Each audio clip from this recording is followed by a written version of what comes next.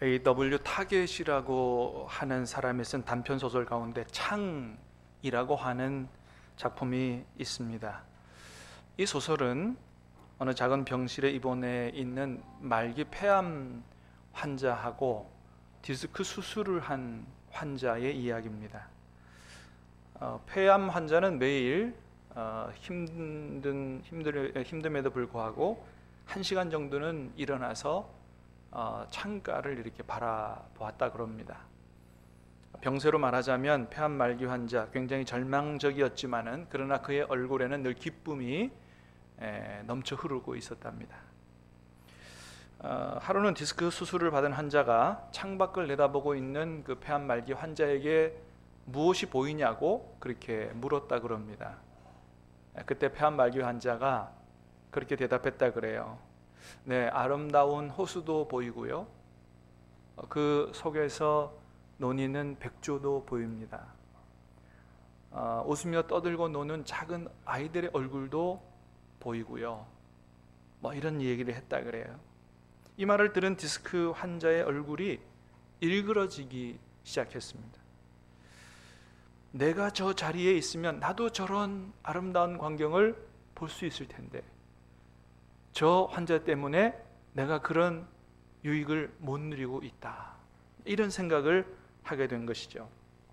그래서 저 폐암 환자가 빨리 죽어나가면 내가 저 창가 자리를 차지하리라고 그런 아주 좋지 못한 생각까지 하게 되었다고 합니다. 어느 날 폐암 환자가 심하게 기침을 하고 신음을 내기 시작했습니다. 그래서 이 디스크 환자가 비상벨을 눌러서 간호사를 빨리 호출을 하고 싶은 생각이 들다가도 아니야, 저 환자가 빨리 죽어나가야 내가 저 침대를 차지할 수 있어, 이런 생각이 들어서 슬쩍 모른 채 하기로 마음을 먹었답니다. 다음 날 아침 옆 침대가 조용해졌습니다. 디스크 환자의 기대대로 그 폐암 말기 환자가 세상을 떠난 것입니다. 얼마 후에 간호사가 디스크 환자에게 물었습니다. 디스크 환자님, 병실을 옮겨드릴까요? 그랬더니 그 디스크 환자가 기다렸다는 듯이 얘기합니다. 아니요, 저는 이 방이 좋습니다. 대신 나를 저 창가 자리로 좀 옮겨 주십시오. 그래서 간호사가 창가 자리로 가게 됐답니다. 창가 자리로 간 디스크 환자가 큰 기대를 가지고 창밖을 내다봤는데 이게 웬일입니까? 창밖에는 디스크 환자가 얘기했던 그런 아름다운 장면은 하나도 없고 회색빛 콘크리트 벽밖에는 없었다는 거예요. 사실이기보다는 소설에 나오는 얘기입니다. 자, 이 소설이 얘기해 주는 게 있죠. 그제서야 그 디스크 환자는 그 폐암 환자의 기쁨이 좋은 자리 때문에 생긴 것이 아니라 그가 선택한 기쁨이었다라는 것을 알게 되었다고 합니다. 여러분, 그렇습니다. 우리가 세상을 살아가면서 항상 우리 앞날에 좋은 일만 있는 건 아니죠. 우리가 다 아는 것처럼 여러 가지 많은 어려움도 겪게 되는 것이 바로 우리 인생입니다. 그런데 여러분, 우리가 그 어려움을 만날 때 그 어려움을 어떤 자세로 대하느냐 따라서 우리 인생이 너무나도 달라진다는 거예요. 어떤 자세로 맞이하느냐에 따라서 그 고난 밑에 정말로 깔려 죽을 수도 있지만, 그러나 그 고난을 디딤돌로 삼아서 반대로 우리의 인생과 믿음을 한 단계 더 업그레이드 할 수 있다라고 하는 것입니다. 여러분, 우리는 그런 모습을 믿음의 조상들의 선조들에게서 많이 볼 수 있는데, 오늘 본문에서 보게 되는 사도 바울에게서도 그런 모습을 우리가 잘 볼 수 있습니다.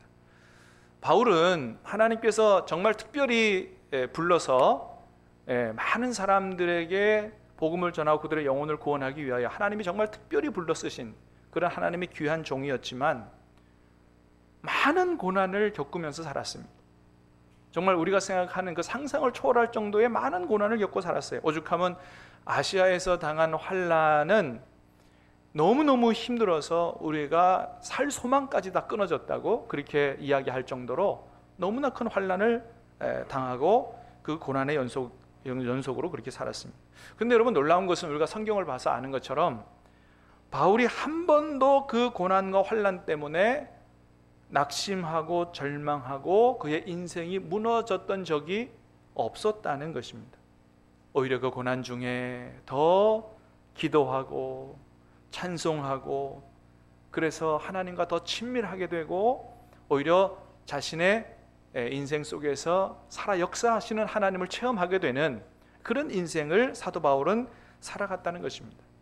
그래서 오늘은 우리가 오늘 말씀을 통해서 사도 바울은 어떻게 그렇게 엄청난 어려움들을 그렇게 잘 이길 수 있었을까, 우리가 오늘 말씀을 통해서 잘 배우게 되기를 원하는데요. 자, 오늘 본문에서 보는 대로 사도 바울은 한꺼번에 세 가지 고통을 겪고 있었던 것을 보게 됩니다. 첫 번째는 환경으로 인한 고통이었습니다. 여러분, 오늘 우리가 빌립보서 말씀을 읽었는데 이 빌립보서 말씀은 지금 사도 바울이 어디에 들어가서 쓰고 있는 편지냐 하면 감옥에 들어가서 쓰고 있는 편지입니다. 이것이 꼭 지하 감옥은 아니다 할지라도 가택연금으로 보이는, 그러나 어쨌든 갇혀있는 신세죠. 그래서 엡빌골몬, 에베소서, 빌립보서, 골로새서, 빌레몬서, 이 네 가지를 우리가 흔히 옥중서신이다 그렇게 얘기합니다. 지금 옥중에 들어가서 쓰고 있는 거예요. 그러면 바울이 왜 옥에 들어가게 됐느냐? 도둑질 했느냐? 사기를 쳤느냐? 그렇지 않다는 거죠. 복음 전하다가 감옥에 들어갔다는 것입니다. 여러분, 우리가 만일 복음 전하다가 전도하다가 감옥에 들어가는 일이 생기면 여러분, 우리는 어떻게 반응하게 될까요? 아마도 많은 분들이 시험에 빠지지 않을까 싶습니다. 하나님, 내가 도둑질을 했습니까? 내가 무슨 간음을 저질렀습니까? 내가 뭘 잘못했다고 나를 이렇게 열심히 주님을 섬기고 열심히 전도하는 나에게 이런 어려움이 닥치게 하시느냐고 원망 불평할지 모르겠습니다. 근데 놀라운 건 뭐냐면 바울은 그런 원망 불평은커녕 오히려 감옥 밖에서 자기를 걱정하는 이 빌립보 교회 성도들에게 다 괜찮다고, 걱정하지 말라고, 아니 오히려 나는 지금 기뻐하고 있다고, 그러니 너희도 주 안에서 항상 기뻐하라고, 빌립보서에 보면 기뻐하라는 이야기를 굉장히 많이 하고 있다는 거죠. 그래서 빌립보서를 기쁨의 서신이라고 그러지 않습니까? 옥중에 들어가서 쓰고 있는데 옥 안에서 갇혀있는 자기가 옥 밖에 있는 성도들에게 오히려 나는 기뻐하니까 너희들도 기뻐하는 삶을 살아야 한다고 그렇게 권면하고 있다고 하는 것입니다. 여러분, 얼마나 많은 사람들이 환경으로부터 오는 어려움 때문에 낙심하고 절망하고 때로는 극단적인 선택을 합니까? 실직해서 그러고, 부도 나서 그러고, 질병 때문에 그러고, 도저히 못 살겠다고 그래서 극단적인 선택을 하는 사람도 있습니다. 그런데 여러분, 사도 바울은 어떻게 했다고요? 놀랍게도 전도하다가 감옥에 들어갔다 해도 불평하지 아니하고 나는 괜찮다고, 이것이 하나님의 뜻이라고 하면서 오히려 자기를 걱정하는 빌립보 교인들을 위로하고 있다고 하는 것이죠. 여러분, 이런 능력은 도대체 어디서 오는 것일까요? 사랑하는 여러분, 간절히 바라기는 저와 여러분들도 이런 마음, 이런 영적 능력을 가지고 살아갈 수 있기를 주님의 이름으로 축복합니다. 어려움을 만날지라도 사도 바울과 같은 이런 자세를 가지고 살아갈 수 있다면 여러분, 우리가 얼마나 좋을까요? 우리에게 다가오는 그런 어려움들이 문제가 되지 않을 거예요. 오히려 그것 때문에 한 단계 더 우리의 믿음과 인생이 업그레이드 되는, 또 하나님의 역사를 체험하는 그런 축복을 가져오게 될 것입니다. 여러분, 바울은 그렇게 살았어요. 그 능력이 도대체 어디서 온 것일까? 그것은 바로 바울이 자신의 삶을 온전히 주관하시고 자신의 삶을 언제나 선히 인도하시는 하나님의 신실하심을, 그 신실하신 하나님의 주권을 굳게 믿었기 때문이라고 하는 것입니다. 우리가 로마서에 보면 사도 바울의 인생관 잘 알 수 있는 성경 구절이 하나 있죠. 로마서 8장 28절입니다. 우리가 잘 아는 말씀입니다. 같이 한번 읽겠습니다. 시작. 우리가 알거니와 하나님을 사랑하는 자 곧 그의 뜻대로 부르심을 입은 자들에게는 모든 것이 합력하여 선을 이루느니라. 아멘. 바울이 한 얘기입니다. 우리가 알거니와 하나님을 사랑하는 자 곧 그의 뜻대로 부르심을 입은 자들에게는 모든 것이 어떻다고요? 합력하여 선을 이루게 하신다라고 하는 겁니다. 그러니까 여러분, 바울은 그렇게 믿은 거예요. 하나님이 나를 부르셨다. 하나님이 나를 선택하셨다. 하나님이 나를 부르시고 선택하셨기 때문에 하나님이 내 인생을 책임지실 것이다. 할렐루야. 하나님이 내 인생을 책임지실 것이다. 그러므로 하나님이 내가 어디로 가든지 나의 인생을 선하게 인도하실 것이다. 하나님이 선하게 인도하실 것이기 때문에 내가 지금 비록 어려움을 당한다 할지라도, 이렇게 감옥에 들어와 있다 할지라도 하나님이 이 모든 것을 합력하여 선을 이루게 하실 것이다. 바울은 그렇게 믿었다고 하는 거예요. 그런 믿음의 눈을 가지고 자기의 처한 상황을 보니 하나님이 왜 나를 이곳으로 보냈는지를 깨닫게 됐다고 하는 겁니다. 그래서 12절에서 이렇게 얘기합니다. 12절 말씀 시작. 형제들아, 내가 당한 일이 도리어 복음 전파의 진전이 된 줄을 너희가 알기를 원하노라. 이러므로 나의 매임이 그리스도 안에서 온 시위대안과 그 밖의 모든 사람에게 나타났다. 형제들아, 내가 당한 일이 도리어 복음 전파의 진전이 된 줄을 너희가 알기를 원하노라. 나중에 뭘 깨달았냐 하면, 그렇다, 하나님이 나를 이 감옥에 들어 보내신 것은 하나님께서 나에게 여기에 있는 사람들, 여기에서 만나는 모든 사람들에게 복음을 전하도록 하기 위해서 나를 이곳에 보냈다라는 것을 깨닫고 믿었다고 하는 거예요. 그래서 자기가 감옥 안에서 만나는 모든 사람들에게 다 예수님을 소개하고 전도했다는 것이죠. 그렇게 해서 모든 사람들에게 복음을 전했으니 이 얼마나 기쁜 일이냐고 지금 바울이 얘기하고 있다는 거예요. 여러분, 빌립보서 4장 22절에 보니까 이런 말씀이 있어요. 같이 보겠습니다. 시작. 모든 성도들이 너희에게 문안하되 특히 가이사의 집 사람들 중 몇 명이니라. 빌립보 교회 성도들에게 그런 얘기합니다. 모든 성도들이 너희에게 문안하는데 특히 가이사 집 사람들 중에 몇이 너희에게 문안한다. 무슨 얘기예요? 지금 예수 믿는 사람들 중에서 어떤 사람들도 있다고요? 가이사, 다시 말하면 로마 황제의 집 사람들도 있다고 하는 거예요. 여러분, 로마 황제의 그 가문에 있는 사람들이 어떻게 예수님을 믿게 됐을까요?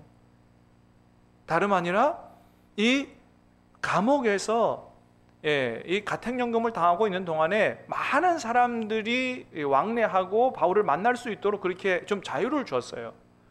그래서 거기서 많은 사람들을 만났습니다. 어떤 사람도 만났다고요? 로마 황제 가문에 속한 사람들도 만났고 그들에게 복음을 전했고 결국 그들이 예수님을 영접하고 구원받는 이런 놀라운 역사가 일어났다고 지금 바울이 간증을 하고 있는 것입니다.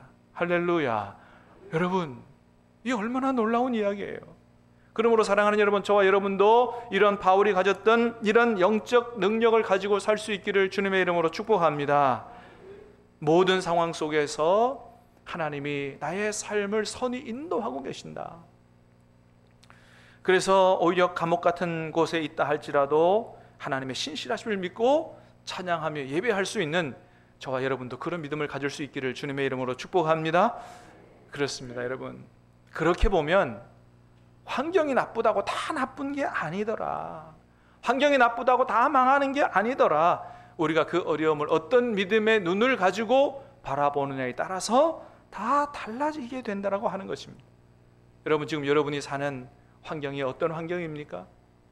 나는 정말 예수 믿고 지지리도 복을 못 받았다. 나는 왜 이런 가정 환경에서, 나는 왜 이런 직장 환경에서 이렇게 살아가느냐, 원망불평함이 생긴다 한다고 하면 여러분, 오늘 우리가 바울의 믿음을 배울 수 있게 되기를 간절히 바랍니다. 하나님께서 우리를 그렇게 살도록 하신 특별한 이유가 있으실 것이다. 하나님께 더 기도하도록 하기 위해서 그랬을 것이다. 하나님께 더 가까이 가도록 하기 위해서 또 우리가 만나는 모든 주변의 사람들에게 복음을 전하는 일에 나를 들어 쓰시기 위해서 하나님이 나를 이곳에 인도하셨을 것이다 라고 믿고 여러분, 하나님을 바라보고 믿음으로 승리할 수 있는 저와 여러분 될 수 있게 되기를 주님의 이름으로 축복합니다. 두 번째는 인간관계로부터 오는 어려움이었습니다. 사실 여러분, 환경의 열악함보다 더 참기 힘든 게 뭐냐 하면 인간관계로부터 오는 어려움이지요. 꼬여진 부부관계라든지 뒤엉킨 친구관계라든지 또 동료관계라든지 이런 관계가 어려우면 참 얼마나 힘들고 고통스러운지 모릅니다. 그런데 오늘 말씀해 보니까 사도 바울에게도 그런 어려움이 있었다라고 하는 걸 보게 됩니다. 자, 오늘 말씀 15절에서 17절까지 다시 한번 보겠습니다. 시작. 어떤 이들은 투기와 분쟁으로, 어떤 이들은 착한 뜻으로 그리스도를 전파하니, 이들은 내가 복음을 변증하기 위하여 세우심을 받은 줄 알고 사랑으로 하나, 그들은 나의 매임에 괴로움을 더하게 할 줄로 생각하여 순수하지 못하게 다툼으로 그리스도를 전파하느니라. 아멘. 자, 이 말씀을 보면 사도 바울 주변에는 두 부류의 사람이 있었던 것을 보게 됩니다. 첫 번째는 바울을 사랑하는 사람들이었어요. 자, 두 번째는 어떻게 하면 바울을 괴롭게 할까 애쓰는 사람들이 있었던 것을 보게 됩니다. 아마도 바울을 사랑하는 사람들은 지금 로마 감옥에 갇혀서 편지를 쓰는 거니까 로마 교회 성도들이 아니었겠나 생각이 되고요. 또 하나는 바울을 괴롭게 하려고 했던 사람들은 아마도 로마 지역에서 종교적 기득권을 가지고 있었던 사람들이 아닐까 생각됩니다. 바울이 어쨌든 그 로마에서 이렇게 그 복음을 전하면서 선한 영향력을 막 끼치고 있다 보니까 자신들의 입지가 좁아진 것을 느끼고 바울에게 굉장한 시기 질투를 느꼈던 사람들이 있었던 것 같습니다. 그러니까 이런 사람들은 하나님의 일을 해도 하나님께 기쁨 되기 위해서 하는 게 아니고 자신들의 이익과 지위를 위해서 그렇게 일을 했던 사람들이죠. 자, 그러는 중에 바울이 감옥에 들어가니까 어떻게 생각했겠어요? 아이고, 속이 다 시원하다. 그냥 우리 입지에 위협을 준 이 바울이 감옥에 들어가니까 이제 우리가 마음 놓고 우리 일을 할 수 있겠구나, 그렇게 생각했다는 것이죠. 그래서 감옥에 있는 바울을 더 괴롭게 하려고 아주 열심히 복음을 전했다는 거예요. 자, 이에 대해서 바울이 여러분 어떻게 반응했다고 얘기했냐면 18절에 보니까 그랬어요. 그러면 무엇이냐, 거칠애로 하나 참으로 하나 무슨 방도로 하든지 전파되는 것은 그리스도니 이로써 나는 기뻐하고 또한 기뻐하리라. 사도 바울이 감옥에 있으면서 막 그냥 분을 주체하지 못하면서 나가기만 해봐라, 내가 가만히 있나, 이렇게 한 게 아니라 이렇게 하나 저렇게 하나 사랑으로 하든지 나를 괴롭게 하려고 하든지 전파되는 것은 그리스도 복음이니 나는 그것으로 족하다, 나는 그것으로 기뻐한다라고 얘기하는 거예요. 야, 여러분이 얼마나 아름답고 감동적인 모습입니까? 정말 이런 마음과 이런 능력을 참 담고 싶어요. 여러분, 어떻게 사도 바울에게서 이런 마음과 자세가 나올 수 있었을까요? 그건 다른 게 아니라고 생각해요. 사도 바울의 성령의 충만함에 있었다.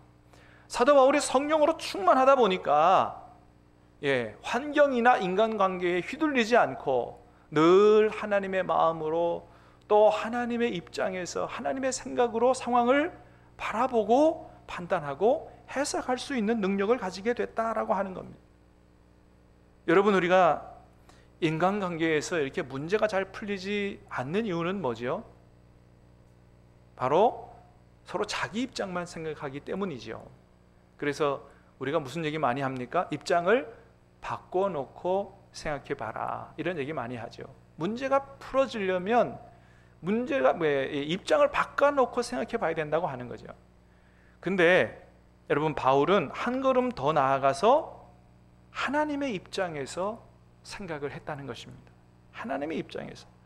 자, 이러나 저러나 중요한 건 뭐라고요? 복음이 전파되는 것이니, 그래서 주님이 기뻐하는 것이니, 주님이 기뻐하면 나는 그것으로 족하다. 누가 나를 욕을 하든지 나를 괴롭게 하려고 하든지 주님이 기뻐하시면 나는 족하다. 이런 하나님의 입장을 생각하는 바울이었다고 하는 것입니다. 감리교를 시작하게 된 사람이 존 웨슬레라고 하는 사람인데, 이 존 웨슬레 목사님은 당시에 영국과 세계 신앙이 아주 굉장히 큰 영향을 미치는 그런 거목이었다고 하죠. 그런데 그 당시에 존 웨슬리 목사님의 소위 라이벌이라고 할 만한 그런 신학자가 한 사람이 있었는데, 그 사람이 바로 조지 휘필드라고 하는 신학자였다 그래요. 근데 많은 성도들이 그 설교에 관한 한 이 조지 휘필드 목사님의 설교를 더 좋아하고 그랬다 그럽니다. 두 분은 약간의 신학적인 입장 차이가 있었는데, 그래서 외부에서는 불순한 의도를 가지고 이 두 분 사이를 좀 갈라놓으려고 하는 이런 움직임도 있었다 그럽니다. 그래서 어느 날 어떤 사람이 존 웨슬리 목사님에게 찾아와서 그런 질문을 했다 그럽니다. 목사님, 천국에 가시면 조지 필드 목사님 천국에서 만날 수 있다고 생각합니까? 그렇게 질문을 했다 그래요. 그러자 존 웨슬리 목사님이 그렇게 대답했다 그럽니다. 아니요, 아마 못 만날걸요? 그렇게 얘기했다 그래요. 그러자 질문 던진 사람이 다시 말합니다. 그렇죠? 웨슬리 목사님, 조지 휘필드 목사님의 신앙관으로는 천국에 못 간다고 생각하죠? 그랬더니 웨슬리 목사님 대답하기를, 아닙니다. 제 말을 오해하셨군요.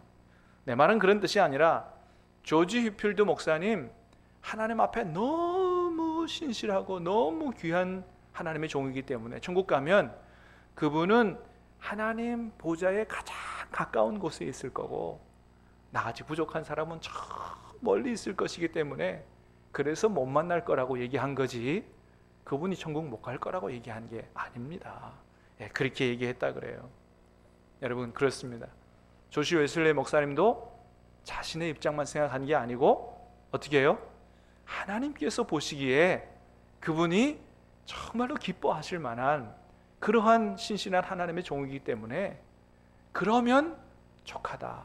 조금의 신학적인 입장 차이가 뭐가 문제가 되고 설교를 누가 잘하느냐가 뭐가 문제가 되느냐, 아무런 문제가 되지 않는다. 이런 생각을 가지고 그 어려움들을 잘 극복했다 그럽니다. 사랑하는 여러분, 저와 여러분들도 성령으로 충만함으로 하나님의 마음, 사도 바울이 가졌던 그런 마음과 그런 생각과 그런 능력을 가질 수 있게 되기를 주님의 이름으로 축복합니다. 그래서 뒤엉킨 인간관계의 문제가 회복이 되고 관계에서 오는 축복을 누릴 수 있기를 다시 한번 주님의 이름으로 축복합니다. 마지막으로는 죽음의 위협을 느끼는 고통이었습니다. 여러분, 우리가 세상을 살아가면서 제일 두려운 게 있다면 바로 죽음의 위협을 느끼는 고통일 것입니다. 사도 바울은 아마 갇혀 있으면서 자기가 이렇게 있다가 아마 죽을지도 모르겠다 이런 생각을 했던 것 같아요. 그도 그럴 것이, 바울이 붙잡힌 때가 잔인한 폭군이었던 로마의 네로 황제가 다스릴 때 그렇게 포로로 잡혀 있었기 때문에 죽음의 그림자가 늘 그의 옆을 따라다녔을 것입니다. 자, 그런데 그런 죽음의 두려움 앞에서 바울이 어떻게 반응을 하고 있냐 하면, 자, 20절 21절 두 절 말씀을 보겠습니다. 시작. 나의 간절한 기대와 소망을 따라 아무 일에든지 부끄러워하지 아니하고 지금도 전과 같이 온전히 담대하여 살든지 죽든지 내 몸에서 그리스도가 존귀하게 되려 하나니 이는 내게 사는 것이 그리스도니 죽는 것도 유익함이라. 아멘. 바울은 두 가지 생각으로 이 죽음에 대한 두려움을 이겼다는 거예요. 첫 번째는 뭐냐 하면, 나에게 있어서 가장 중요한 문제는 사느냐 죽느냐의 문제가 아니다라고 하는 거예요. 살든지 죽든지 내게 가장 중요한 것은 뭐라고요? 내 몸에서 오직 그리스도가 존귀하게 되는 게, 이게 중요하다.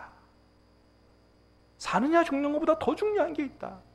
나를 통해서 그리스도가 존귀하게 되는 것, 이게 내게 가장 중요한 문제다. 또 하나는 차라리 가능하면 세상을 떠나서 그리스도와 함께 있는 것이 내가 더 원하는 일이다. 이런 생각을 가지고 있었다는 거예요. 사느냐 죽느냐가 중요하지 않고 그리스도가 존귀하게 되는 게 중요하고, 내가 세상 떠나서 그리스도와 함께 있는 게 내가 가장 원하는 바다. 다시 말하면 여러분, 바울은 오직 그리스도 중심적 인생관, 그리스도 중심적 사생관을 가지고 살았다는 것입니다.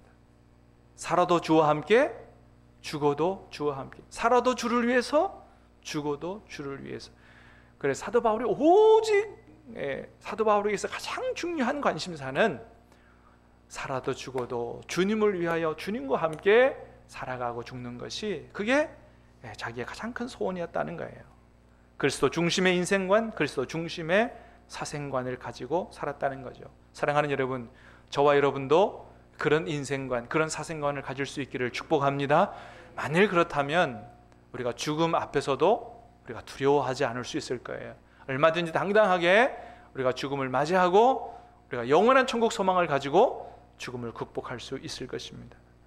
앞으로도 살아가는 동안에 우리 앞날에는 또 많은 고난이 닥쳐올 수 있을 것입니다. 그러나 여러분, 고난만 있는 것이 아니고 그 고난 가운데서도 여러분, 우리 하나님이 저와 여러분의 인생에 함께 계시는 줄로 믿으시길 바랍니다. 어려움을 당할 때마다 오늘 주신 말씀을 생각하면서 모든 인생의 고난을 극복하고 승리의 축복을 누리는 저와 여러분 될 수 있기를 주님의 이름으로 축복합니다. 찬양하고 기도하겠습니다.